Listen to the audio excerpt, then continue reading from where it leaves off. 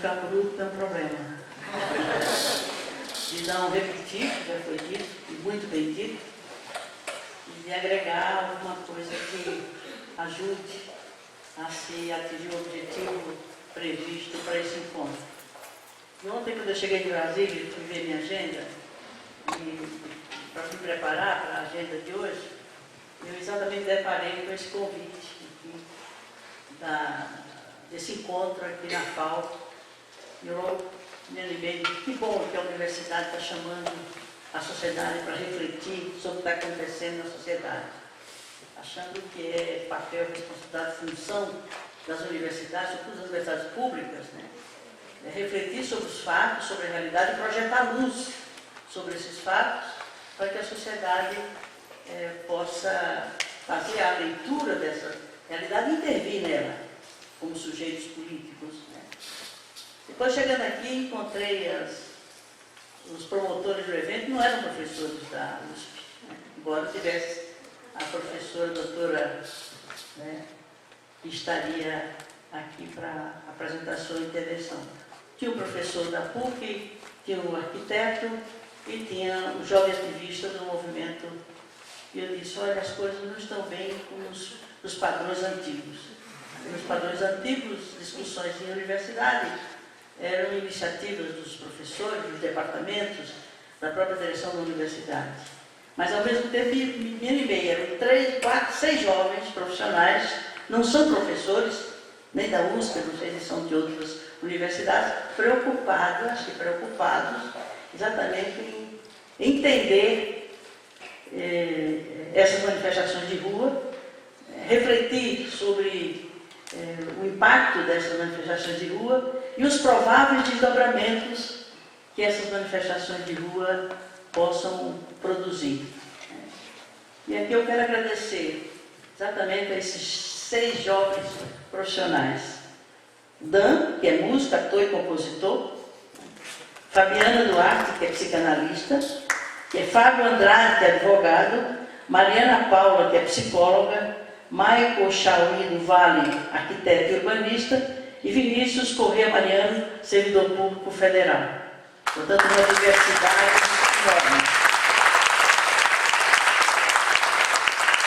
Aí eu me dei conta que, de fato, as coisas estão mudando, né? E, na minha avaliação, para melhor. Não sou pessimista. Acho que aquilo que está acontecendo, os desdobramentos que aquilo poderá provocar, produzir, é extremamente positivo. E isso me emula, me dá energia, me dá mais vontade de continuar lutando para que as coisas mudem. E não é uma luta, não pode ser uma luta individual. Como dizia Hannah Arendt, né, a política é a ação de sujeitos coletivos. Então não pode ser uma ação individual. E ser minoria é muito difícil na política, né? E o que me resta agora, depois de termos ouvido o texto, né, da doutora professora da USP, que não pôde vir, do nosso doutor Peter, também filósofo, nosso arquiteto e do nosso ativista. O que me resta? O que me resta é o chão movediço da política, né? E o chão rebaixado da prática política atual. Pior dos mundos é difícil. Mas eu tenho certeza que eu vou contar com a compreensão do público. A maioria jovens, interessados, atentos, curiosos. E quando eu fui ver também o objetivo, que estava no convite, era exatamente chamando a discutirmos, né, o impacto daquelas manifestações e de buscarmos prever os prováveis desdobramentos dessas manifestações de rua, né? E mais à frente, né, do próprio convite, por si só já estimulava a reflexão, né, e o posicionamento de quem estava sendo convidado para aquele evento. E eu encontrei lá uma primeira afirmação que me tocou muito, que dizia assim: bom, as manifestações de rua provocaram um estado de conversa. Olha que coisa incrível. As manifestações de rua provocaram um estado de conversa. E aí a gente quer aproveitar esse estado de conversa para a gente refletir sobre aquilo que representou e poderá representar e significar essas manifestações de rua. Olha, eu fiquei muito animada com com essa formulação do convite. Por si só, a meu ver, já expressa um acúmulo de reflexão e de vontade de que as coisas possam se encaminhar no sentido positivo e não ficarmos, né, até entrar em depressão, porque quando a gente vê esse quadro que foi colocado aqui, se a gente não se cuida, a gente entra num desânimo, um desalento, uma desesperança. E para mim, desânimo, né, e desesperança é conservador, é reacionário. Sabe por quê?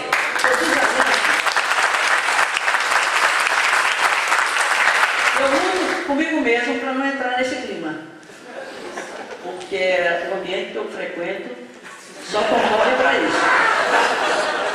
E é uma luta 24 horas por dia, para não desanimar, não entrar no desalento, na desesperança, para não cair exatamente numa atitude individualista, numa atitude comodista, de desarticular. A gente se desarticula. Quando a gente não acredita em nada, quando a gente desanima, quando a gente, né, baixa a guarda, a gente se desmobiliza, a gente contagia negativamente os outros e a gente não provoca mudança. Então, o que eu tenho procurado aproveitar desse momento, um riquíssimo momento, né, um salto, a meu ver, né, no processo histórico-social, a meu ver, na minha singela e modesta avaliação. E acreditando, inclusive, na lógica dialética, né, nas leis da dialética. Nós imaginávamos que essa maravilha que era o governo brasileiro, a situação do Brasil, a economia do Brasil, né, a ascensão de novas classes sociais, uma classe média que surge com tanta força, com tanto peso, que, num dado momento, alguns setores do governo tentaram explicar essas manifestações como sendo consequência dos que já se ascenderam socialmente e agora querem mais. Por isso que eles estão na rua reclamando. E não foi bem isso. Né? Foi a gota d'água num copo cheio, transbordante.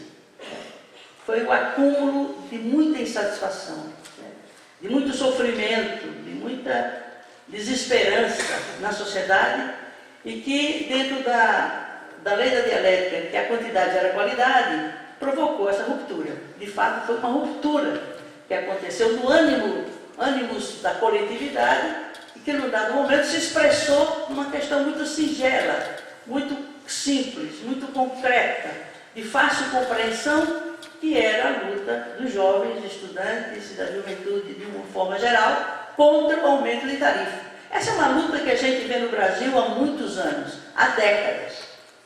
E rebeliões em grandes cidades quando se dá o reajuste da tarifa.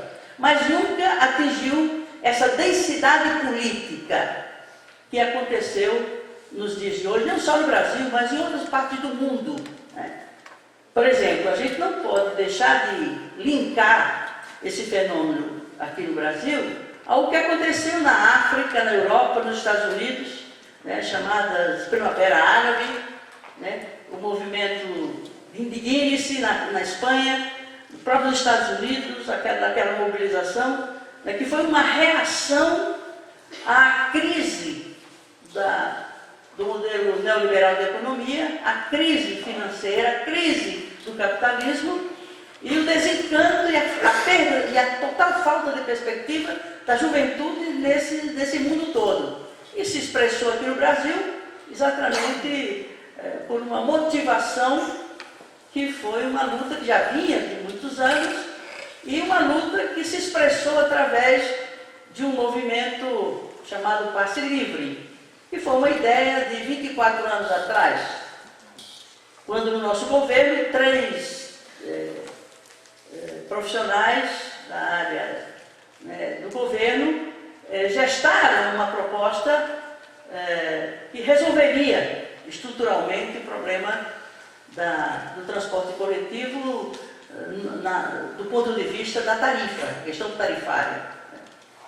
E por que não vingou? Não era viável, tecnicamente, o modelo era falho, Não. É que não havia força política, condições políticas para aprovar aquela proposta. Por que não tinha condições políticas? Primeiro, a sociedade não estava mobilizada para isso. Segundo, o governo, durante os 4 anos, governou com minoria na Câmara. Por quê? Porque não fez concessões éticas, não fez concessões de princípios. Porque para ter maioria na Câmara, você teria que ter comprado o voto do vereador, seja por cargos ou seja por coisas piores e inconfessáveis. E se a gente se diz...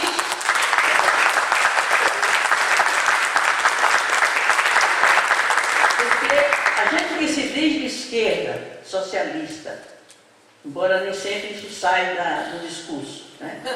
Não é verdade? Mas nós não temos o direito, né, de, com esse discurso, ao ocupar algum espaço de poder, exercê-lo de forma igual ou pior do que as forças contra as quais nós lutamos, que nós designamos como de direita, conservadores, reacionários. Se a gente, quando ocupa algum espaço de poder, a gente age e se comporta da mesma forma. Então nós somos pior do que eles. Então é melhor que fossem eles que estivessem em nosso lugar, porque já tem 500 anos de experiência nesses espaços de poder, enquanto nós não temos experiência nenhuma.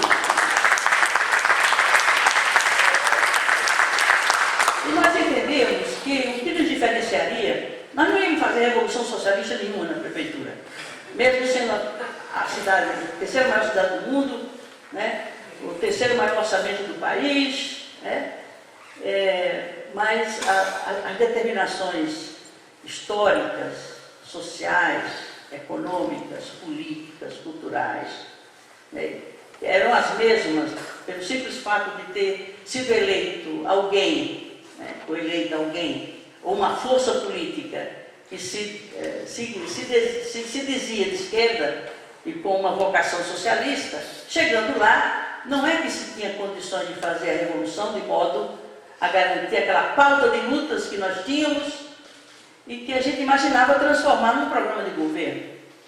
Portanto, não havia acúmulo de força suficiente para você criar as condições objetivas para mudar a realidade na cidade de São Paulo, a ponto de dizer que era um governo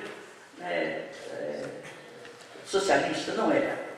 No máximo um governo democrático popular. Mas o que diferencia um governo com essa promessa, né, com esse desígnio, é exatamente a forma de gerenciar o interesse público, né, com participação popular, com controle público e com prioridades sociais, prioridades no interesse da maioria.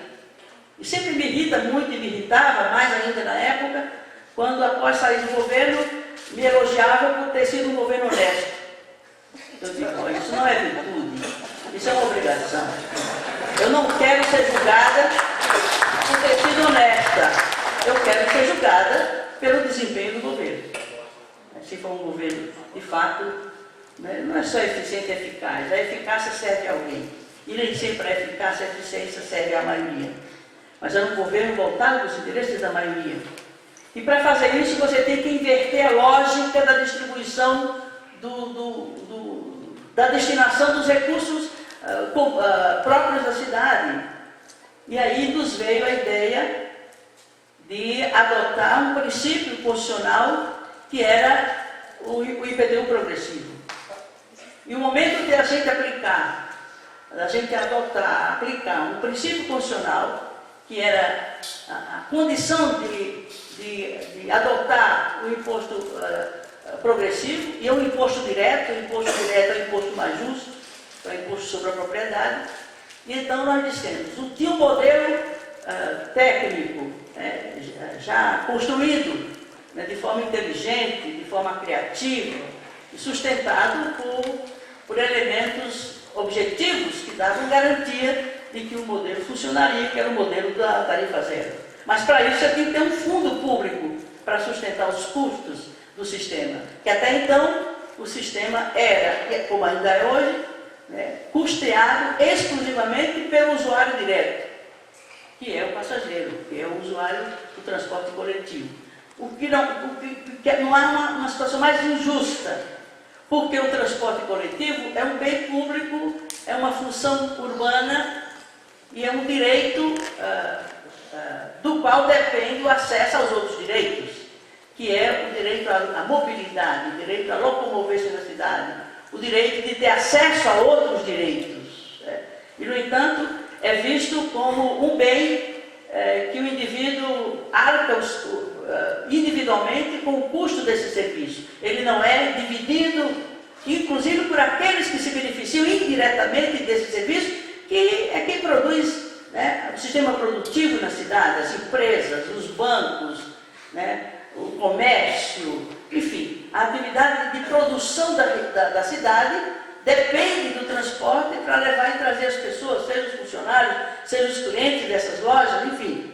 Portanto, nada mais justo do que dividir socialmente, distribuir os custos desse serviço. E o mecanismo que na época nós entendíamos que poderia ser adotado era a tarifa zero financiada por um fundo comum à base de um acréscimo da alíquota do IPTU, que é o Imposto sobre a Propriedade, né, isentando inclusive imóveis, que na época eram quase 600 mil imóveis, numa metragem de 60 metros quadrados.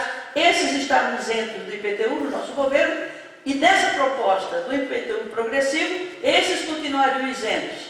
A alíquota maior seria distribuída entre exatamente quem tinha propriedade, seja de grandes propriedades de valor muito alto, para negócio, para banco, para comércio, para shopping center, para etc., seja terrenos vazios ou grandes mansões. Então, é um imposto territorial progressivo, em que a carga tributária recaía de forma desigual entre exatamente os segmentos de renda diferenciada, e que essa era uma medida de justiça fiscal. E ser uma medida de justiça fiscal também significava uma medida de justiça social, né, em cima de um serviço fundamental, essencial, que é o transporte coletivo. Mas, como nós dissemos, não conseguimos aprovar na Câmara. A Câmara fez um grande corte para além daquilo havia destinado a esse fundo do transporte coletivo, e cortou mais ainda, que era para exatamente punir mais ainda o governo da cidade, viabilizá-lo e não permitir que se encontrassem soluções criativas e inovadoras para os problemas de sempre da cidade. Não há um problema mais recorrente e mais difícil de se resolver como o transporte coletivo, que é exatamente aquele que beneficia a maioria em detrimento de uma minoria. Mas hoje o inverso, é o carro individual, é o transporte individual que se sobrepõe do ponto de vista da prioridade da gestão ao interesse público, oferecendo um transporte coletivo de qualidade, acessível do ponto de vista do seu custo, né, do seu preço. Mas não vingou a proposta, passaram-se 24 anos e veio pelas mãos da juventude, pelas mãos desse movimento de rua, né, contrário a um reajuste não tão grande, não tão alto, até que já havia da parte do governo federal uma preocupação de não taxar muito o serviço para não ter um impacto mais alto do que poderia ter no processo inflacionário, que estava voltando e voltando com muita força. 20 centavos, objetivamente, não era um grande reajuste frente aos outros reajustes que já haviam sido adotados sucessivamente nos governos dessa cidade, e sem uma contrapartida de um transporte melhor, de um transporte de qualidade, sem um transporte adequado a quem depende desse transporte para se locomover, sobretudo para o trabalho, para a escola, para o hospital, né, para a vida da cidade. Então, essa ideia voltou com uma força e com uma dimensão política importante. Mas o detonador dessa manifestação de rua, embora tenha sido o reajuste da tarifa, ele trazia junto, né, uma carga de insatisfação, de frustração, de descontentamento generalizado na cidade, que se expressou com essa mobilização fantástica e com uma agenda difusa, uma agenda difusa, saúde, educação, né, transporte coletivo, tarifa mais barata, mas também tinha as mensagens políticas, quando os jovens, nos seus cartazes, diziam: desculpem o transtorno, nós estamos construindo um novo país. Portanto, uma mensagem política de alguém que se dispõe a ser ator e a ser um promotor de mudança, de transformação no país. Um outro dizia: olha, eu não me sinto representado por vocês. Portanto, um questionamento político ao sistema representativo vigente no país. Portanto, vocês não me representam. Portanto, uma denúncia do sistema representativo da política brasileira. E uma forte denúncia e repúdio à corrupção do Estado. E uma rejeição muito clara, muito precisa às formas, às instituições políticas, o Estado, os partidos políticos, o Congresso Nacional. E não foi por acaso que os espaços que foram ocupados por essa mobilização de massa foram exatamente os espaços institucionais. Lembram? O Palácio do Itamaraty foi um dos espaços que houve uma depredação e uma tentativa de ocupação. O Congresso Nacional, várias vezes tentativas de ocupação do Congresso Nacional. As Assembleias Legislativas, as câmaras municipais, as prefeituras municipais. Portanto, uma clara rejeição e denúncia do quadro institucional, ou seja, das instituições políticas vigentes hoje no país. Portanto, o recado mais claro e com uma clareza política maior fizeram com que, qual foi o principal impacto? Deixou os políticos assustados. Foi um susto muito grande, viu, Marcelo, que você deram nessa turma. No governo, no Congresso, enquanto a sociedade vibrava. Eu nunca vi tanta simpatia, tanta identidade como a gente percebeu no todo da sociedade em relação àquelas manifestações. Cada um quase que dizendo: eu queria estar na rua também, como seria bom se eu estivesse na rua também. Portanto, era a expressão de um sentimento coletivo contra tudo isso que está aí. E aí a reação dos políticos qual foi? Demorou, a presidente demorou, a via pública, dizer o que achava de tudo aquilo, e veio desfocada daquilo que a rua estava dizendo. Falar em constituinte exclusiva para fazer a reforma política. Claro que quando se denuncia corrupção, claro quando diz vocês não me representam, estão dizendo que não aceita esse sistema que tem aí. Mas assim, propôs 5 pactos com os governos, com a sociedade, e o primeiro dele era uma constituinte exclusiva para fazer a reforma política. Depois um outro era tornar um crime inafiançável, o crime hediondo, o crime de corrupção. O outro, resolver o problema da saúde, contratando médicos, inclusive do exterior. E outras coisas tais que realmente não eram uma resposta. E tanto é que não se sustentou. No dia seguinte, ela já teve que refazer o que era inconstitucional, a tal da Constituinte Exclusiva. A reforma política não é prerrogativa do Executivo, é prerrogativa do Legislativo, e há décadas o Legislativo tenta fazer uma reforma política, não consegue, porque não tem maioria para aprovar. Cada deputado tem um modelo de reforma política na cabeça, porque a lógica que predomina nessa discussão é que reforma política me garante voltar na próxima eleição. Sequer os partidos políticos têm posições unitárias a respeito disso. Partido nem existe mais. Existem siglas, e são muitas, 30. Nenhuma desses partidos políticos representa um projeto político de fato, muito menos uma proposta ideológica, uma proposta programática, uma proposta, um projeto de nação. Não existe. São 30 partidos, ou 29, tem mais 100 na agulha para sair, porque hoje em dia não há negócio melhor do que ter um partido. Tem tempo de televisão, tem fundo partidário, não, tem um outro serviço melhor, um outro negócio melhor, que é fundar a igreja. Esse é melhor.